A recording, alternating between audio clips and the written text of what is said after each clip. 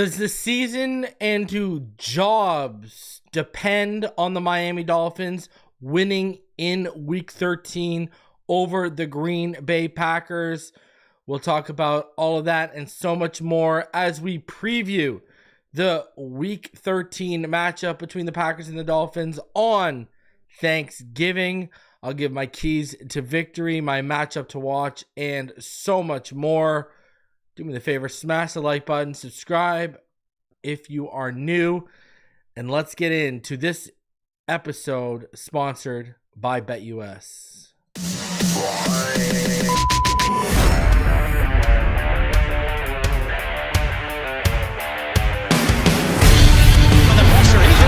Loses the football. Touchdown! Got it!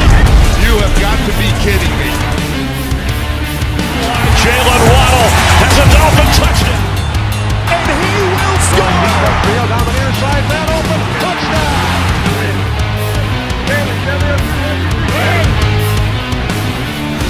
The run from Tagovailoa. Touchdown! He's going deep. It's going over the touchdown again.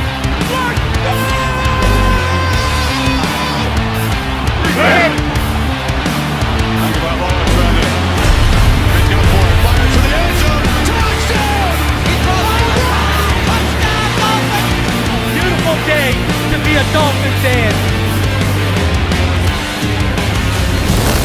Let's go!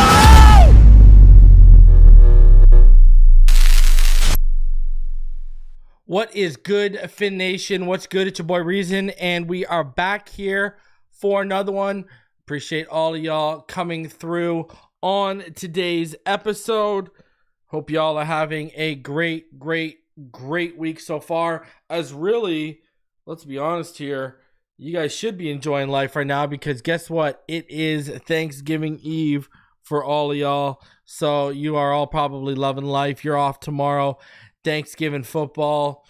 Can't wait, baby. Week 13. It's here. Shout out to each and every one of you in the chat so far. Do me the favor, smash the like button. Subscribe if you're new as you come through. Shout out to Pro Special, Lemony Crawdad, Marinos, Goat, Robert Thomason, Justin Vanderberg, Scorpion King 271, Jason Keck. Shout out to Aladino Mass, Chris G, Russell Swan, EMT 242. I have a lot of hats, brother. Stetson O, and I've kept a lot of hats in good shape since I was a teenager too. Play Mode, Life's a Game, Philip Morrow, Ziggy Zag, Ryan Dunn, Stephen Braham, Ken Rosa. Shout out to all of you. DF, hope everyone is having a fantastic as it's hump day. And tomorrow, shout out to Chuck Fins Up. And tomorrow is Thanksgiving for all of you. I had mine last month. I'm jealous. I missed the turkey, man. Josh Miller, what's going on? Shout out to everyone in the chat. I want to start off and just hop right into it. I mean, usually I talk about a variety of things with my opening thoughts, but I want to talk about one specific thing today, and that's it. That's if the Miami Dolphins win tomorrow, are Chris Grier and Mike McDaniel's jobs both pretty much safe for at least another season, meaning the rest of this season. And we've had this conversation, since the Dolphins went on their losing streak and things were just not working out. We've discussed about what things may look like by Thanksgiving, and depending on where they're at by Thanksgiving, people could have been losing jobs here. If Tua had come back and let's say we were like 1-4 since he came back, and we were just like getting dominated, and we were losing handily to teams like the Patriots, then I'm sure there'd be a different discussion right now.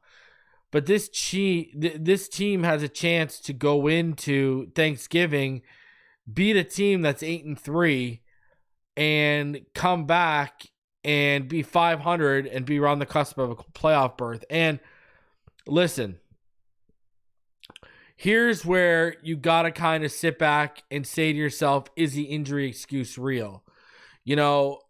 Has the injury excuse turned into context. And I think that's a legitimate question to ask yourself right now, based upon, I think we could all confidently say, if Tua never gets hurt, they probably only have 3 losses right now. They probably only have both losses to the Buffalo Bills and the loss to the Arizona Cardinals. They're probably 8-3 right now, with a chance to go 9-3 if they win tomorrow. I mean, I believe that. I truly believe that. I know there will be Tua haters and doubters and retractors that say, oh, that doesn't, they wouldn't have necessarily won every game. Yeah, they would have. They would have beat the Colts. Come on. They would have been the Seahawks. I mean, we got the ball inside the 10 because of a Coho pick. We had chances. I know a lot of people are up in arms. I know a lot of people want change.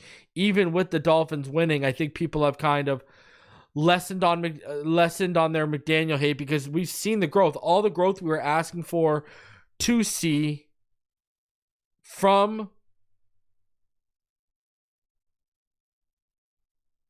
Mike McDaniel, we've been seeing. You're right. We had a bunch of weeks in a row where we were averaging over 150 yards a game rushing without Tua out. I don't think we lost to the Cardinals because of rust. I think we lost the Cardinals game and the Buffalo Bills game because the defense couldn't make a stop in the second half. No one wants to talk about it. It's some kind of topic that's so too hot to touch, too cold to handle. I don't know what's going on. No one wants to sit here and call a spade a spade. They'll blame Tua for, the reason why the sun goes down a few minutes early on that specific day. But they won't have the conversation that the defense let us down against Arizona and Buffalo the second time. Didn't make a stop in the second half.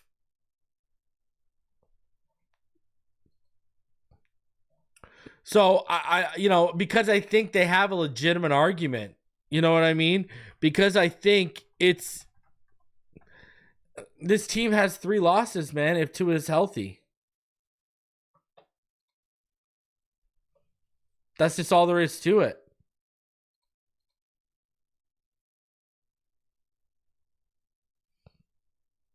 So,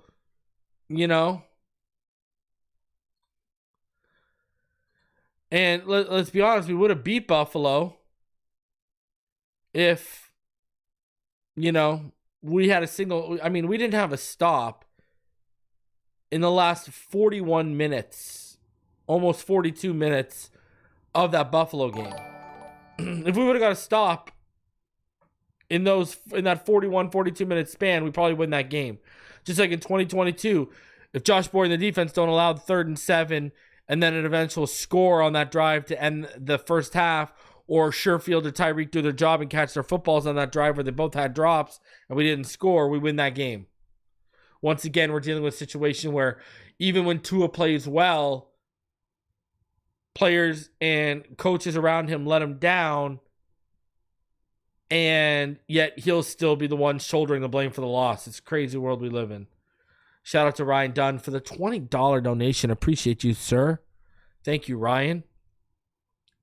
So, I just want to prepare people, because I know a lot of people wanted, like I said, they're starting to soften on their Mike McDaniel stances, but there's still a lot of people who want Chris Greer gone.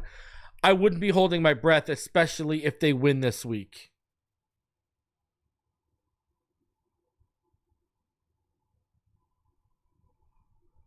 I would really temper my expectations that there's going to be sweeping changes. I would really do that. Especially if we win this week. Because, listen, I know there's certain people out here saying, oh, no narratives will be killed. Listen, you're going and playing a team that's 8-3 right now. It looks like it's going to be a cold night in Lambeau. If you can go beat a team that's 8-3 when you're trying to climb out of the cellar in a position where your back's up against the wall and every game is basically a playoff game because you can really only afford one loss on the rest of your schedule at most, and you go into their house and a hard place to win like Lambeau, and you handle your business, yeah. Look at the narratives won't be killed in regards to the long-term narrative of beating good teams. You're still going to have to win a playoff game here, especially if you make it and you dig your way out of this hole you've dug yourself. But it's a start. It's a start. And I think the cold weather is kind of bogus anyways, right? Because I've seen Tua. I remember Tua in 2022 in Buffalo. I remember how good he was in that game, and that was a cold weather game. And this can't be good teams. We saw how Tua was a couple weeks ago against Buffalo. When you talk about EPA per play from a quarterback standpoint, the guy had a top 10 performance against any Buffalo Bills team in the Sean McDermott era. People around him let him down, just like in 2022.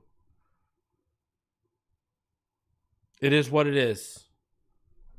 People seem to forget with Tua, that's the one that people seem to forget that he's the player. People seem to forget that there's 52 other players on the roster and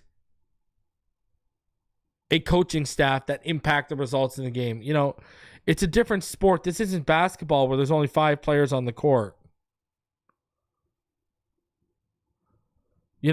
This isn't baseball where you have your starting 9 and your pitcher.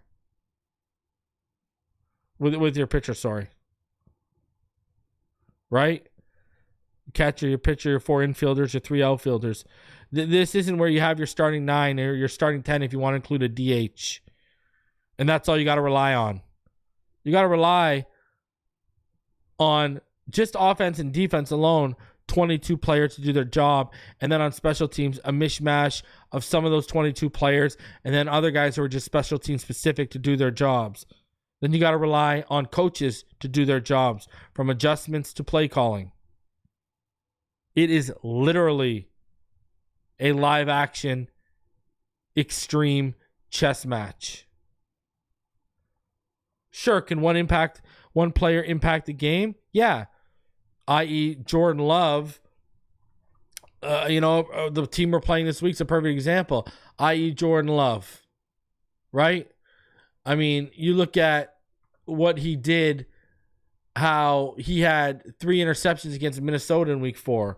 Tua, 3 interceptions. We can sit here and say 2 of the 3 interceptions weren't on Tua against Buffalo in week 2, but the fact is we had 3 interceptions, and look what they did to us.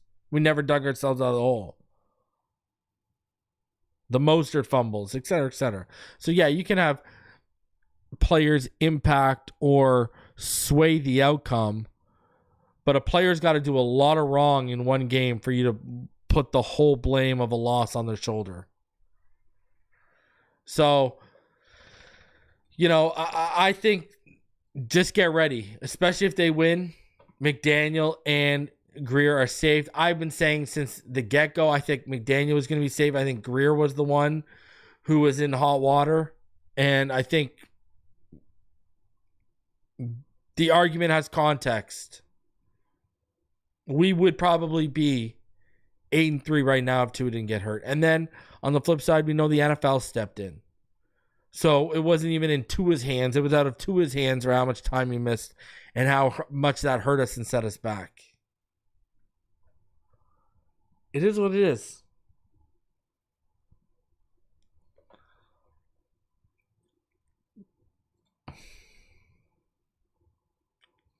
Shout out to Josh Hard. Says, yo, Reason, that sweater looks fire. Fins up. Appreciate you, sir.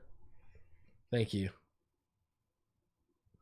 Reason 2 has more wins than Burrow and Herbert with 38 and less games played. I mean, there ain't no joke about it. He's, Tua's playing well right now.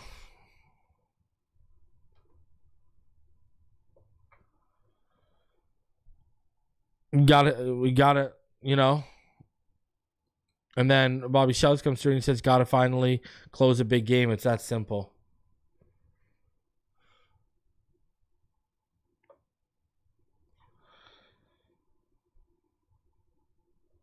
And I agree over here. I know exactly what you're talking about with Jason Keck. That Kansas City Chiefs game, the fact that people hold that against Tua, agreed. It shouldn't even have been played, not even for the player safety, but for fan safety as well. But we've learned the NFL don't care. They care about the ratings. Swift is in the building. Ratings are up. Play ball, boys. AJ, even if we win, they'll never give Tua the credit. Exactly. They'll always move the goalposts. It's crazy that it even comes from our own fan base. That's what the crazy thing about it is. That will actively move the goalposts on their own players instead of enjoying the win. I would not leave her out of nothing. Anything. Anyways. Is what it is. Don't ever let it be what it ain't. But get ready. I think everyone's safe for the win tomorrow. Speaking of tomorrow, this episode is sponsored by BetUS. Right now, the Packers are favored by 3, and they're favored on the money line as well. Go over to betus.com right now. Use promo code YouTube150. That's YouTube150. Get your first 3 deposits matched by 150%, up to $2,000. Some of the quickest payouts in the industry. 24/7 customer service. A shout out to BetUS for sponsoring the show.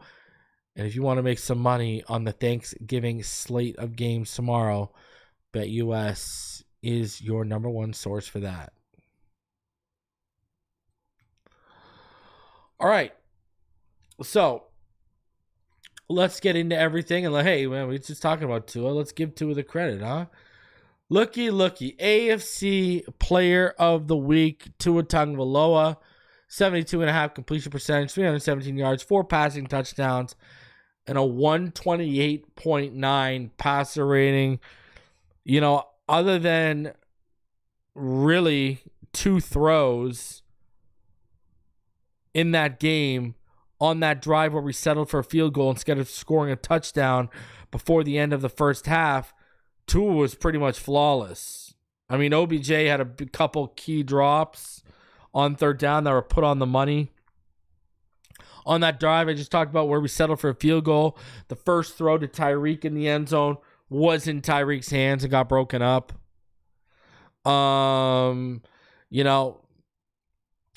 He was absolutely lights out. And Tua Tagovailoa, like I said on Twitter this week, Belichick, Mayo, Mac Jones, Drake May, it don't matter.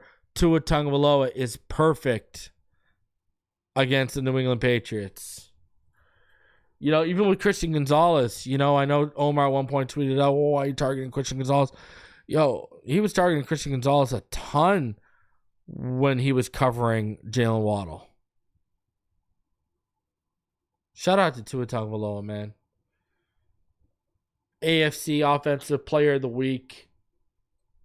That boy good. That boy damn good. Love it. All right. Let's get into a 6-pack of notes from Barry Jackson here. 6-pack of notes on a Wednesday heading into Thursday's game at Green Bay. The world will know by 4 p.m. Thursday whether the Dolphins will welcome linebacker Shaq Barrett back to the team after he decided to come out of retirement this week. There are 3 scenarios for Barrett for the remainder of the season.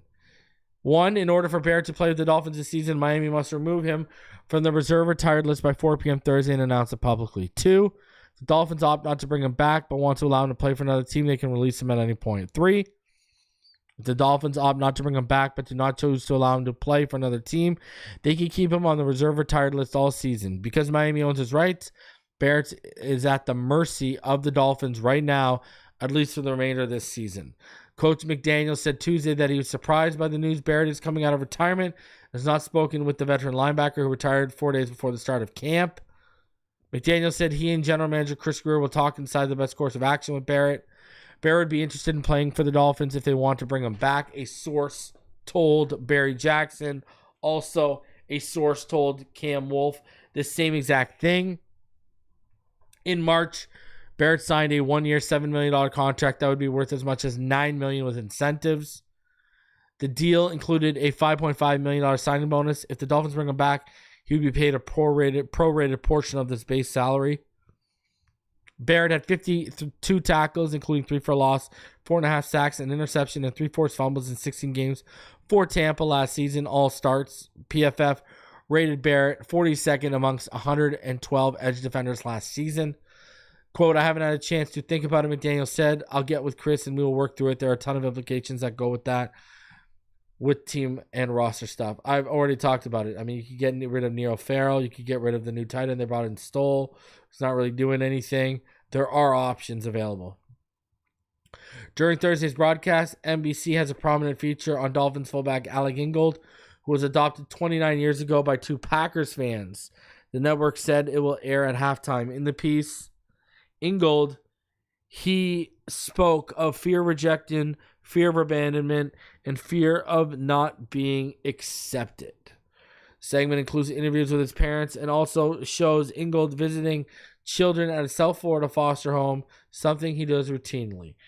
It's about connecting to some of the core traumas that nobody wants to talk about.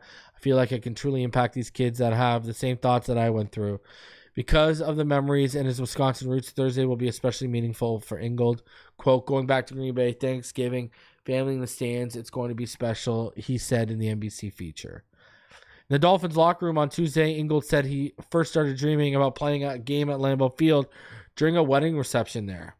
I was probably 8 or 9 years old. My cousin's getting married and they have wedding receptions there. So up there and everyone is dancing, having a good time. And they had one of these suites open where you could just get desserts or whatever. Sat down there for hours just staring out the field like, man, I want to be out there. I want to be there one day. I want to play on that field one day. So that was probably the earliest memory of me dreaming about being able to play on that field. Played there in Pop Warner, played there in college. We played against LSU week 1 my sophomore season. And then again as a rookie. So it'll be fun to be able to get back onto that field. Lambeau Field is special, he said, because it's a community place. It's faith, family, and football there. That's how people eat, live, and breathe. It's all about that organization, that sport. I think it brings people together. I think they've done a great job continuing to renovate the place while keeping the history of it alive.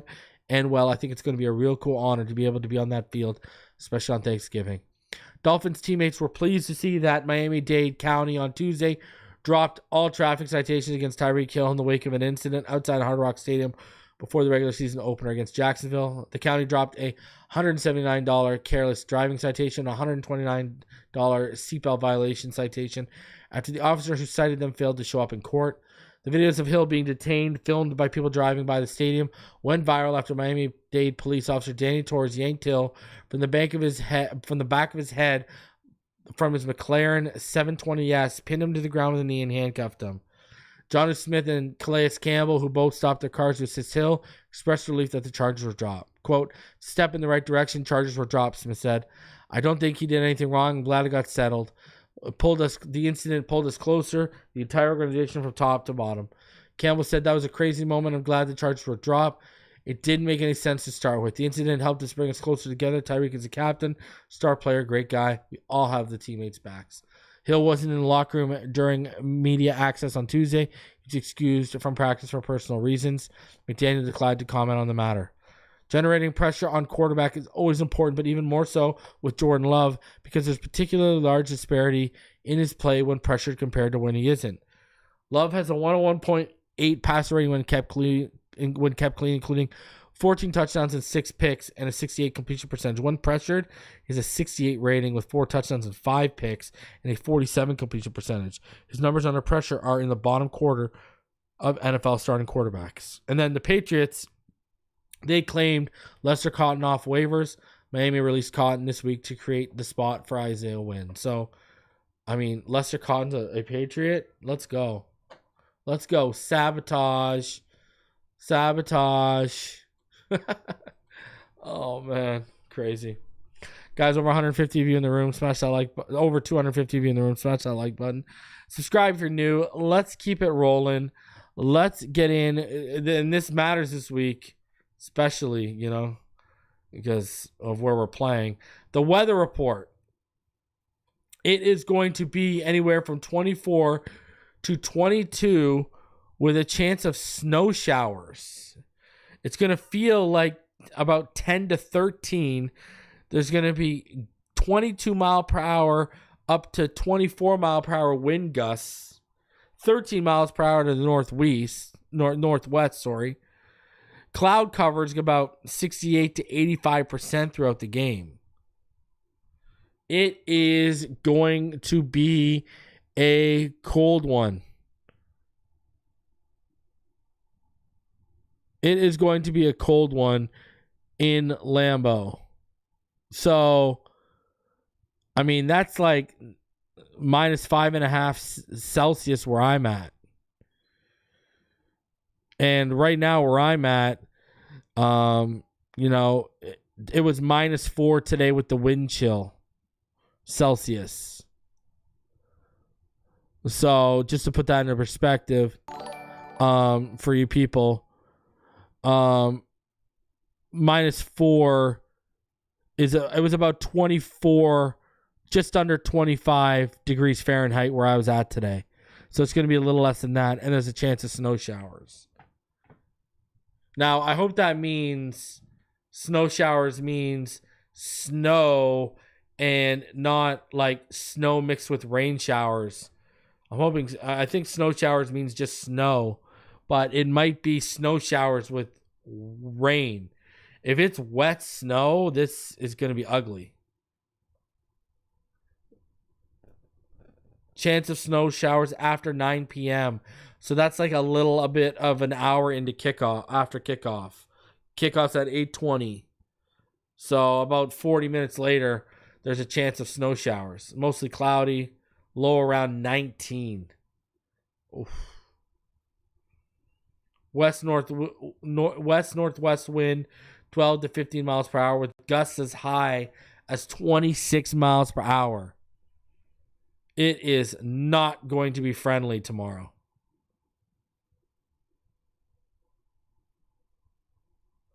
You're gonna have to run the football. Shout out to Ryan Dunn for joining the Hall of Fame. Gonna have to run the football, man. Gonna have to run the football. What else can you say?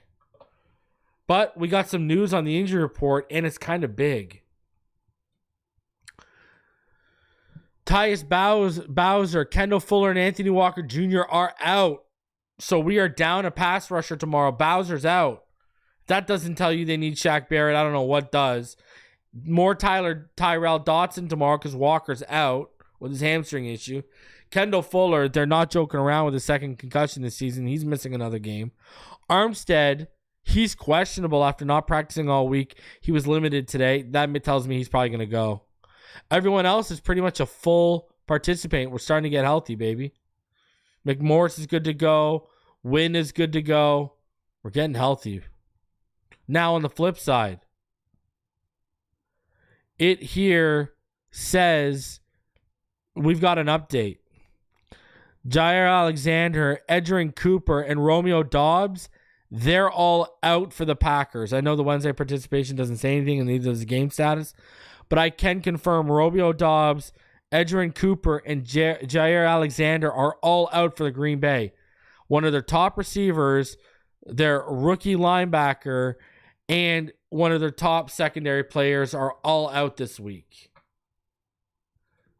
So that is a big positive for the Miami Dolphins.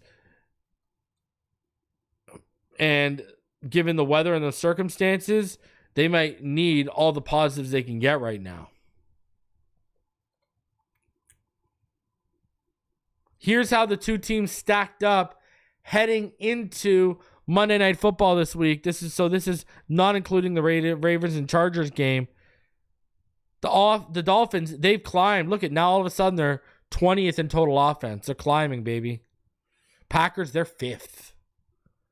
Passing offense, Dolphins climbing all the way to 19 now with Tua. Packers are 11th. You look at the rushing offense, the Packers boast the 3rd best rushing offense in the NFL right now. Dolphins, 16th best. Scoring offense, Dolphins climbing from 32 to 24 after 5 games with Tua. Packers, they're 8th. They're averaging over 26 points a game right now. And I'll tell you why that matters when we get into their keys of victory. Sacks allowed. Dolphins have allowed 27, which is 18th best. They've only allowed 15. That's second best in the NFL. Third down offense. Packers are 19th. They're converting about 37.6. Dolphins are 10th, converting at 41.8 because they are converting at a crazy clip with Tua. Total defense. Dolphins are 7th. Packers are 12th.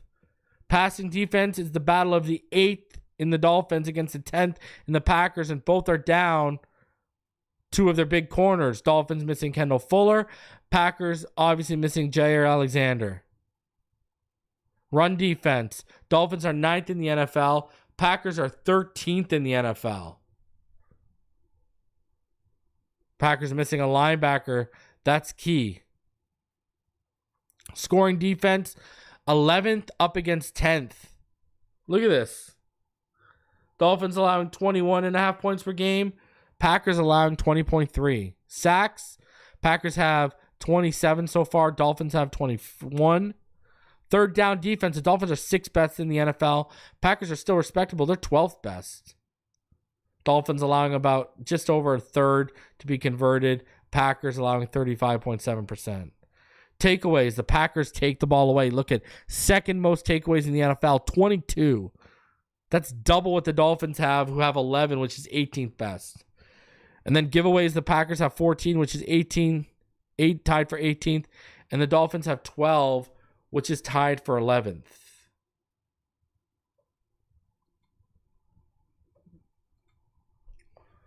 So, I mean, when you look, not a lot of weaknesses. You got to dig for the weaknesses when you look into the Packers. That's why I take pride in the keys this week. These keys this week are very well researched, very well thought out. And I gave you some numbers that you're only going to find here on Phinside The NFL. So let's get into my keys to victory. And let's start off with the offense. You got to make the most of every possession. Now you're going to say reason, obviously, but I'm going to tell you why. In Green Bay's 3 losses, the Eagles outscored them 34-29. The Vikings won 31-29. And the Lions won 24-14. The Eagles scored on 6 of 11 drives. The Vikings scored on 5 of 15. And the Lions scored on 3 of 8 drives.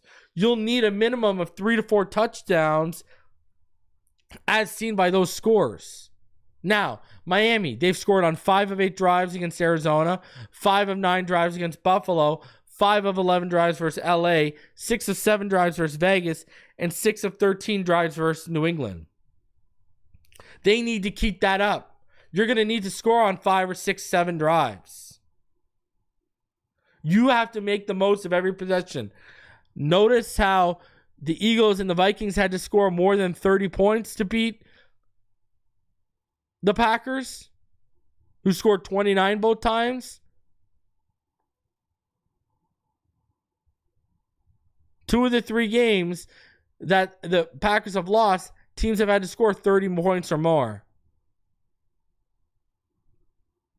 Number 2, the run game will need to be effective and able to be leaned on.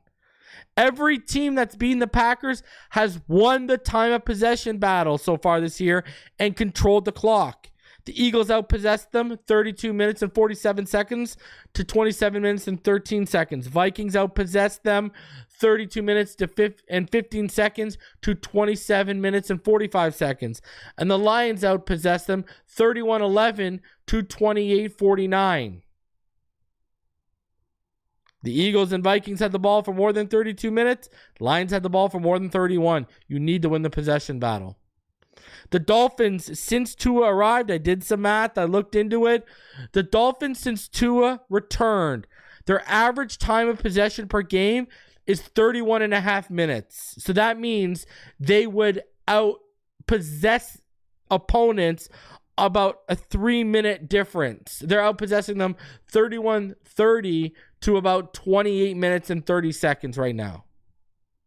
And here's another thing. Each team that's beat Green Bay, they've put up 120 plus rushing yards as well.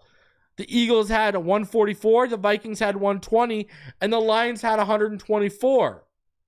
So these games of having under 100 yards rushing are not going to be good enough. You're going to need to run for 120 plus yards, not only for the yards to help the offense, but to control the clock and keep, hey, sometimes the best defense is a good offense. And you got to keep Jordan Love and Josh Jacobs off the field.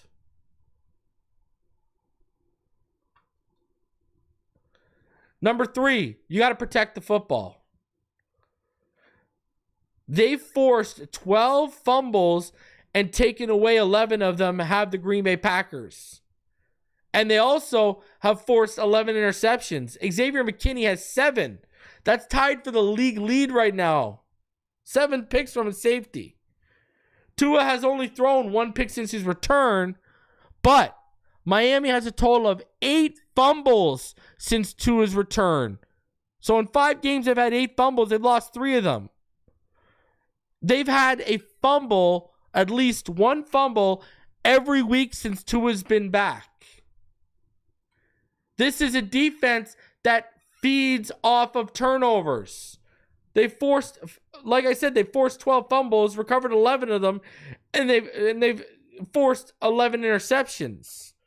Second most turnovers in the NFL, 22. You got to clean up the fumbling. Whether it's the running back or whether it's Tua. So, you were going to have to score on 5, 6, 7 drives. And you were going to need a minimum of 3 to 4 touchdowns. So you got to make the most of every possession. The run game, you need it to be effective and you need to be able to lean on it. You need to possess the ball for 31 minutes or more. And you're going to need 120 plus rush yards because every team that's beat the Packers has done those 2 things. And you got to protect the football. They have 11 fumble recoveries, 12 forced fumbles, and 11 picks. You fumbled at least once in every game since Tua's come back. You need to clean that up. You do those 3 things, you win this game. Offensively, at least. Now, what does the defense need to do? What are the defensive keys to victory? What's their part in all of this? And this is how I see it. Shutting down Josh Jacobs, that needs to be a top priority. The top priority. Jones is coming off a 106-yard performance with 3 touchdowns against San Francisco. Has 95 yards or more rushing in 3 of his last 4 games, including a 127-yard, 2-touchdown performance on the ground against the Jags in Week 8. He's averaging 85.8 yards per game and 4.7 yards per carry. He has 7 rushing touchdowns, and guess what? He's 56 yards away from 1,000. He's gained 944 yards so far. Oh, by the way, he's already carried the ball 200 times. And he's missed time. The guy is there. He's a workhorse for them.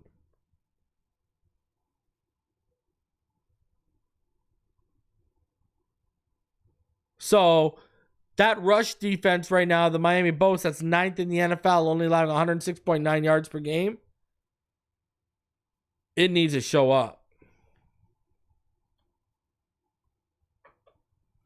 Because collectively, yeah, he's averaging 8, right now, Josh Jacobs is averaging 85.8 yards per game.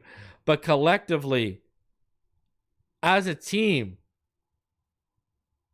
they're averaging 151.6 yards per game. So you need to shut down Josh Jacobs. It starts with Josh Jacobs. All right? Again, remember this. We've still got a good amount of time left in the season here, ladies and gentlemen. I mean, we've still got 6 weeks. And already, this is how reliant they are on Josh Jacobs. Already, when you look at Josh Jacobs and what he means to that offense, already that man has 202 carries in 11 games. That's ridiculous. This guy's on pace for like 400 carries. It's unbelievable. No, he's not on pace, but he's on pace for like, he's on pace for, what is he? If you do the math, 202, right? Right now, he's averaging about, he's averaging a little over 18 carries a game, right? He's averaging about 18.4 carries per game. So he's on pace for about 310 carries. That's crazy. All right, that's no joke. That's no joke by any stretch of the imagination. So we'll see. Number 2, Jordan Love is turnover prone. He's already thrown 11 interceptions and fumbled 4 times in only 9 games played. 3 of those fumbles were in one game against the Lions in week 9, and he has 2 multi-interception games. He threw 2 interceptions against Houston in week 7, and he threw 3 against Minnesota in week 4. Extra possessions would help this offense a lot, given the circumstances of being on the road and potentially bad weather, which means more drives may be needed to score. If you're only going to get 8 or 9 drives, yeah, you better score 5 or 6 times. But it would be nice to have even more drives with some turnovers. And right now, Jordan Love, 11 interceptions in 9 games, that's not good. He's averaging about 1.2 interceptions a game right now. So the turnover should be there. He's turnover prone. And then Chop, Calais, and Sealer must keep being destructive. The Packers have given up the second fewest amount of sacks at 15. Chop has the highest pass rush win rate over the last 2 weeks and the 5th highest now at edge for the season after the Monday Night Football game. Sealer has the 11th highest pass rush win rate at DT. Calais Campbell has the 5th highest pass rush win rate at DT. Packers left tackle Rasheed Walker has the 19th highest pass block win rate at offensive tackle for Green Bay. And their center, Josh Myers, has the 18th highest pass block win rate for interior linemen so far this season. Their starting 5 offensive linemen have allowed 77 pressures on a combined 2,750 pass block snaps. And only 7 of Green Bay's allowed 15 sacks have been charged to their starting offensive linemen. Their starting 5, their top 5. The defense must find a way to be a headache and not love create out of structure. And this goes back to what was mentioned in the Barry Jackson article, right? Like, that's exactly what was talked about. Jordan Love, when you get him under pressure, yeah, it might be a daunting task, but man, it goes a long way. It goes a long way.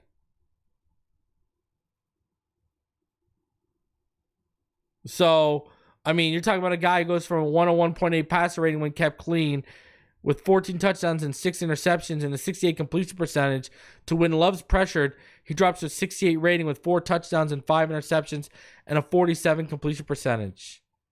And like the article said, his numbers under pressure are in the bottom quarter of NFL starting quarterbacks. He's truly night and day. So Chop, Calais, and Sealer, they must keep being disruptive. So you must make the most of every possession on offense. You must run the game The run game will need to be effective and able to be leaned on offensively. So will protect the football. But defensively, you got to shut down Josh Jacobs. You got to create turnovers from Jordan Love. And Chop, Calais, and Steeler have got to lead your pass rush. And it's got to be effective. So those are all my keys to victory for the Miami Dolphins this week, tomorrow, on Thanksgiving. Now, what's my matchup to watch? I could have easily gone with Josh Jacobs against the Dolphins defense, but I'm going to go for Tua Tagovailoa and Jordan Love. It's their first ever matchup in their career, both out of the same draft class. You know, Burrow, Tua, and Love were my three guys in this class. I was a huge Love supporter when a lot of people doubted him, a lot of people hated him. And you know, when you stack these two guys up right now, Tua's just playing better football. He just has less games. Right? Like, Tua has a 73.3 completion percentage compared to Love's 61.8 right now. Tua has 1,760 yards. Love has 2,244. So, I mean, 5 yards. I mean, you know, you look at Tua's played 2 less games than Jordan Love, right? There's your 500 yards. Love's thrown for 18 touchdowns to Tua's 13. Love has 11 picks to Tua's 4. Tua's been sacked 13 times. Love's been sacked 10. But he's got a better line, way better line. Rushing yards, Love has 18 rushing attempts. Tua has 12. And there's only a difference of 7 yards. Love has 48 yards, and Tua has 41. Love has 1 touchdown. Tua doesn't have a rushing touchdown yet this year.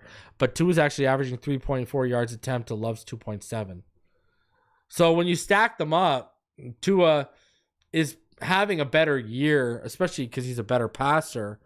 But this is really going to come down to which one of these guys makes fewer mistakes.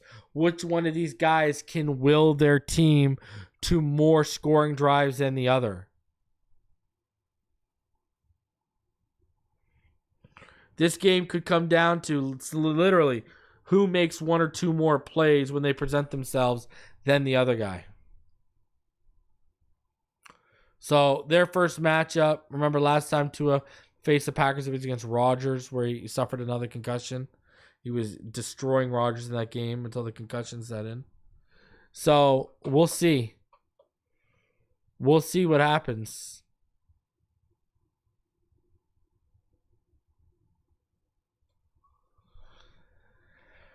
Now, what's my prediction for this game? The Dolphins, they are 5-2 lifetime on Thanksgiving. I think they're going to win this game. I honestly do think they're going to win this game. I've said this all week. I think they're going to win 24-18. I'll take the Miami Dolphins. They win 24-18. They win by 6.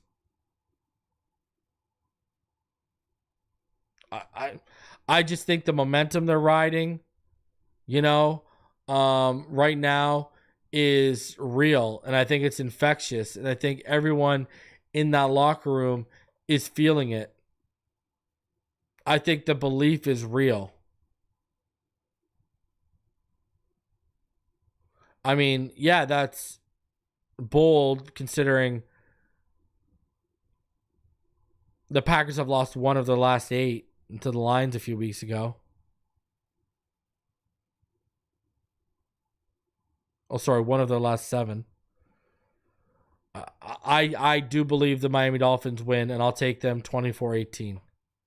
Miami Dolphins get a victory, and they go to 6-2 on Thanksgiving. I think Tua has a big game. I think Tyreek shows up and has a big game. Honestly. Speaking of Tua, look at him in the second half this season. You want to talk about efficiency? You want to talk about clutch when it matters? This is Tua's quarterback efficiency in quarters 3, 4, and overtime. From week 1 to 12, look at Tua. The highest EPA per play, and it's not even particularly close. And he's only got 2 guys ahead of him on completion percentage over expected, and those 2 guys are not as good as he is at EPA per play, not even close. The efficiency we're getting from Tua Tagovailoa right now is absolutely next level. And we've seen when he gets this hot hand. But now it is, can you keep this hot hand against an 8-3 team in bad weather when it matters?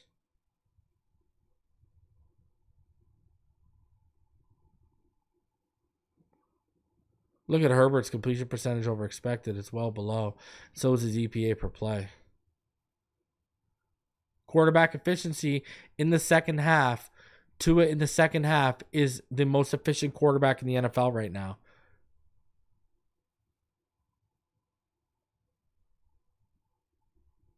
Huge. Love it. You know I love looking at all these stats. And you want to go even further? Look at this. Look at Tua from the pocket. Throws beyond the first read in the pocket in 2024. Look at Tua's pocket rate. 3rd highest in the NFL. But look at his EPA per play. It's right around, him and Josh Allen have the highest EPAs, and Love's right there too. Tua Tagovailoa, Josh Allen, and Jordan Love have the highest EPA per play beyond their first read in the pocket.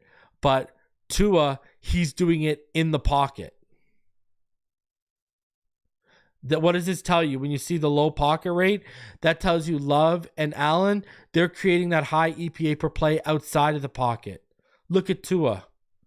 3rd highest pocket rate and the highest EPA per play beyond his first read. And again, people try to tell you Tua is a 1-read quarterback. Go show them this. Not only is Tua top 3 in staying in the pocket beyond the first read, he's tied with Josh Allen for EPA per play, who's creating the majority of his EPA outside of the pocket. This right here is just a narrative killer. Tua is standing firm in the pocket beyond the first read. And look at, he's tied with Josh Allen, who's a big-time creator out of structure for EPA per play. So Tua, all these people are saying Tua needs to be this great athlete or Tua needs to create out of the pocket. Tua's giving you the same EPA per play beyond the first read as guys who are just creating out of the pocket. The best at it.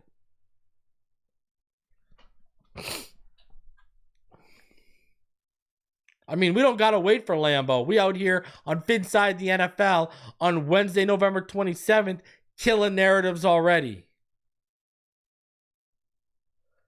As you see from the top, the question, which quarterbacks are pocket kings? Tua Tagovailoa is the definition of a pocket king.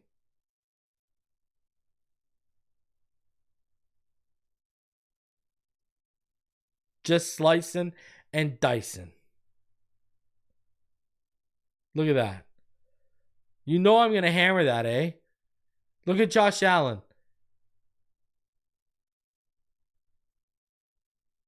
Him and Tua tied for the highest EPA per play beyond their first read.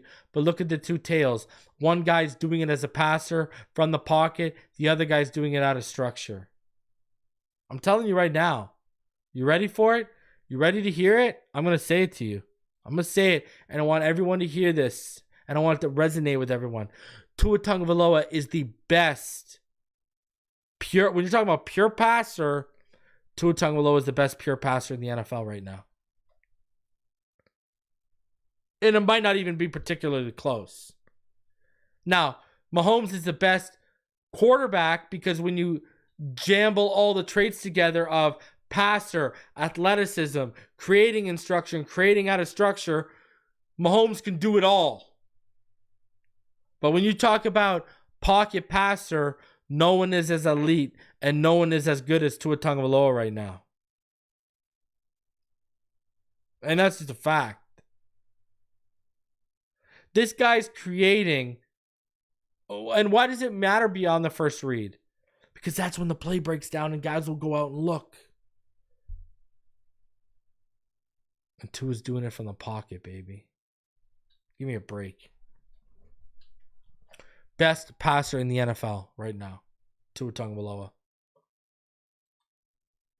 Just saying.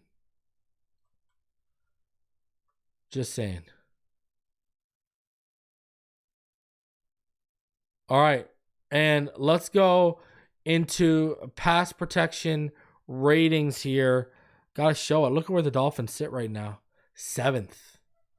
When you take in their PFF grade, the Sports Info Solutions blown block percentage, and ESPN's pass block win rate, right now the Dolphins, first of all, look at how bad the Patriots are. Oh my God.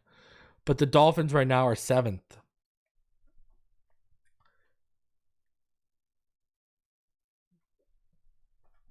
Right now the Dolphins, they have, and we're seeing it, right? You know, like those weren't egregious breakdowns on the 2 sacks Tua took this past week. The pass pro is holding up. The offensive line is coming together. And what's crazy is I think it can get even better if they put Wynn in there. Hey, you want to have Robert Jones and Liam Eichenberg fight it out for right tackle? Knock yourself out. You are dead set that Robert Jones deserves a starting spot. Sit Liam, start Robert, and put Wynn at left guard and watch us cook. Seriously, watch us cook.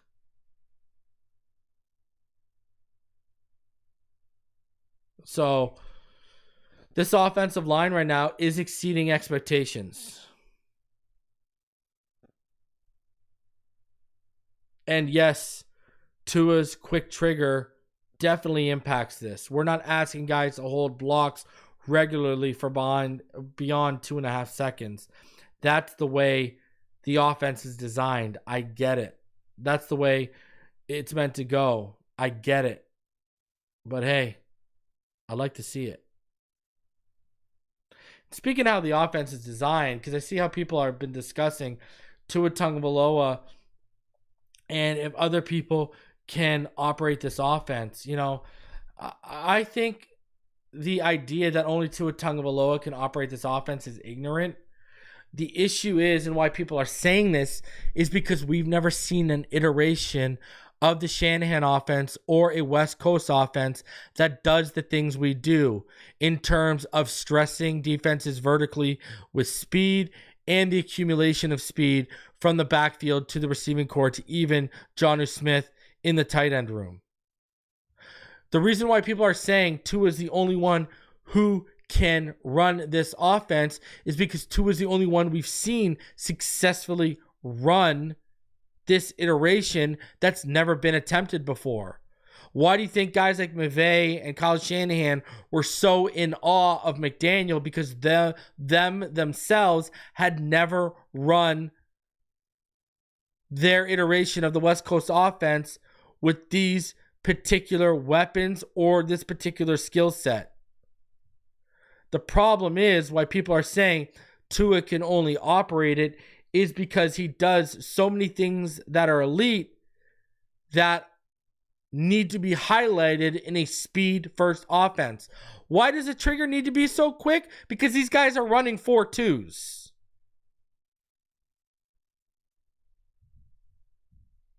Right? Why does the trigger need to be so quick? Because there's a lot of short concepts. And even on the deep concepts, if guys are running 4.2s, they're going to be gone if you don't make the throw. Tua is an elite level lightning quick processor. He's an elite anticipator. He's an elite timing thrower. His ball placement is elite. He has a much stronger arm than people give him credit for. He's one of the best deep passers in the NFL. He's definitely one of the best passers over the middle of the field in the NFL. He's literally the best pocket passer in the NFL right now. Yeah, it would be hard to replace that. But you could find, and this is not me advocating for anything, but you could find a guy in the draft who does a lot of the traits that Tua has that are highlighted in this offense. Yeah, they're not going to be as elite as Tua. Obviously, Tua was already elite at a lot of those things coming out of college, but he also has 5 years of reps under his belt. Now, you can develop a guy if he's a really good learner, if he's a quick learner. You can develop him to go from good to great, or dare I say elite, over time. But you just got to look for specific skill sets. Like a lot of the things that the timing anticipatory throws, hey, Shedeur Sanders can do that stuff. Is he as elite as Tua? Not by any stretch of the imagination, but you could develop him, right? So I just wanted to talk about that. Guys, smash the like button, subscribe if you're new. We'll be live at 8 p.m. tomorrow to live react to the Dolphins and Packers game. Then we'll have the post-game show after that. Can the Dolphins get back to 500 and keep their playoff hopes alive? Let's do it, baby. I believe they will. And shout out to BetUS for sponsoring this video. Smash that like button. Subscribe if you're new on the way out.